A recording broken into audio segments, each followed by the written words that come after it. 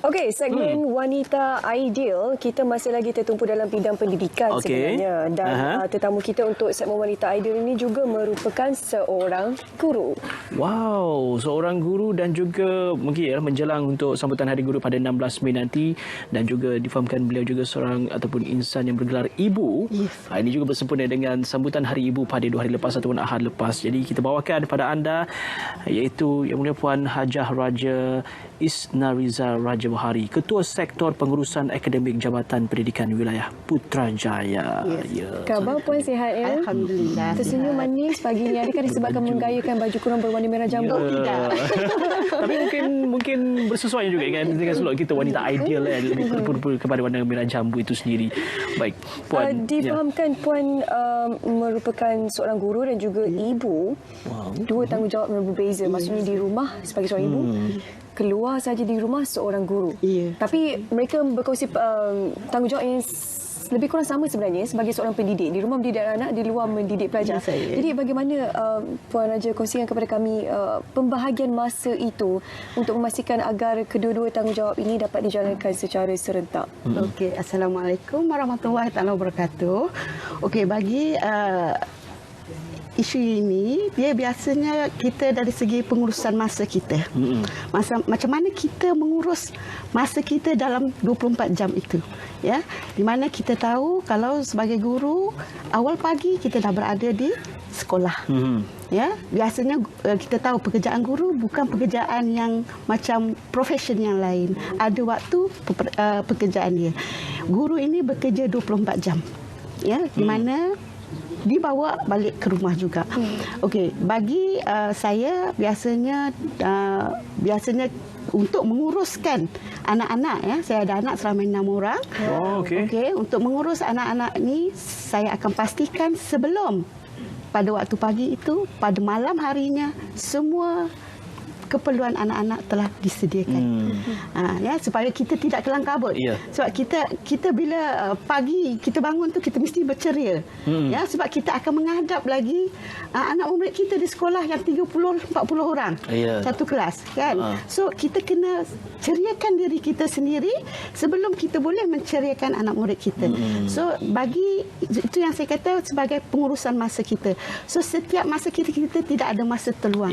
Ya, bila di rumah tanggungjawab sebagai ibu, okey, dan tanggungjawab sebagai isteri kita perlu diutamakan. Tetapi bila di sekolah, anak murid kita adalah yang utama.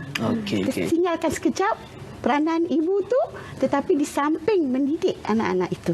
Seperti mana kita mendidik anak-anak kita. Mengapa Puan memilih kerjaya sebagai seorang cikgu? Okey, yang ini sebab memang saya daripada kecil lagi saya dah minat untuk menjadi seorang guru, dan saya akan pastikan, saya berazam pada waktu itu selepas saya belajar, saya akan pastikan diri saya akan menjadi seorang guru.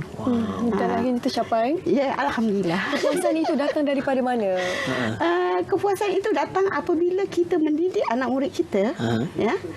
Apabila kejayaan yang anak murid kita capai, ya, bukan sekadar intelek dia, bukan sekadar peperiksaan dia, tetapi dari segi kemenjadian dia sebagai insan. Ya, hormat orang tua, sahsiah dia, nilai murni dia, yang itu yang kita nak sebenarnya. Untuk kita meyakinkan bahawa bagaimana generasi yang akan datang untuk kita bina. Ya, sebab kita tahu peranan kita adalah peranan yang paling besar, mendidik generasi. Sebab kita bukan buatan mesin, kita generasi. So kalau kita slack, bermaksud generasi kita akan masalah akan datang. Baik, Puan juga memang mempunyai minat dari awal memang ingin menjadi seorang guru dan menjadi bergelar seorang guru pada tahun saya daripada tahun 1993 sebab 1993. Okey. Tahun saya lahir. Sebab saya dalam ijazah pertama saya bukan guru. Ya, saya adalah Bachelor Science Horticulture. Saya buat architecture dan architecture. And then selepas, kenapa waktu itu memang kita tak dapat kos yang kita nak, kan? Sebab itu kita dah pilih tapi kita tak dapat, kita ditawarkan begitu. Tak apa, kita ambil cabaran itu sebagai satu cabaran. And then selepas dalam final semester, semasa saya di kos tersebut, saya telah memohon untuk membuat pendidikan diploma pendidikan sebagai ikhtisas saya lah. Okey. Puan, selalu kelebihan kalau wanita yang bergelar ibu dan juga guru pada masa sama ialah sifat keibuan mereka itu dibawa ke sekolah dan menjadikan murid-murid senang untuk dekat dengan dia, senang untuk bermesra dengan dia. Bagaimana pula itu kelebihan yang ada sebagai seorang wanita ibu dan juga guru? Untuk seorang guru ni, dia mesti ada jiwa. Jiwa keibuan tu bila ada, lagi mudah untuk kita mendekati anak murid kita sebenarnya. Sebab dia lebih kurang sama juga anak kita di rumah. Cuma itu anak orang. Kita mendidik anak orang. Tetapi bila kita ada rasa sikap, kita perlu mendidik anak orang seperti mana kita mendidik anak kita. Kita apa yang kita nak anak kita jadi, kita nak anak orang juga menjadi insan yang sebegitu. Puan Raja, kongsikan, saya bermula pada tahun 1993, sekarang 2019 masih lagi menjadi seorang guru. Pastinya bermacam-macam pengalaman pahit manis yang telah pun dilalui untuk mendidik anak bangsa. Kongsikan kepada kami antara pengalaman yang paling menyentuhkan perasaan sepanjang Puan menjadi sebagai seorang guru.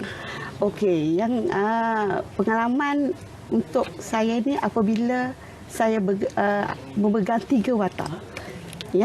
Pada masa yang sama, saya seorang guru, saya seorang ibu dan saya seorang pendidik, saya seorang student.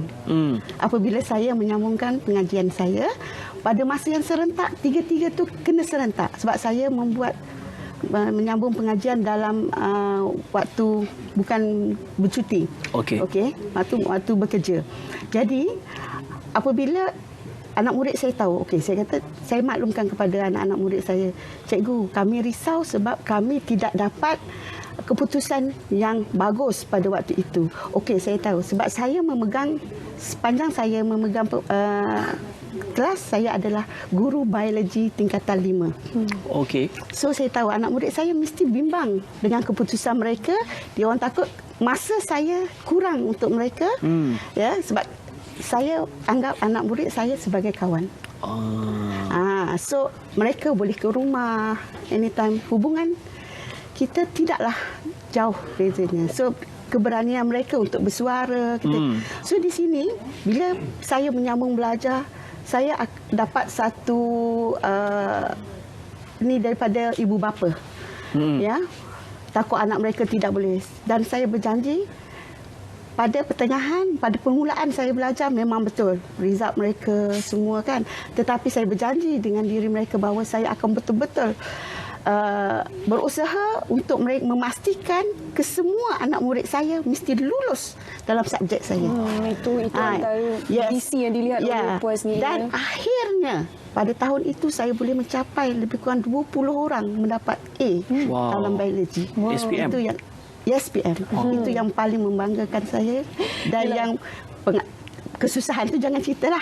Kan? Sebab bila kita membawa watak, 3 watak, itu memang pastilah.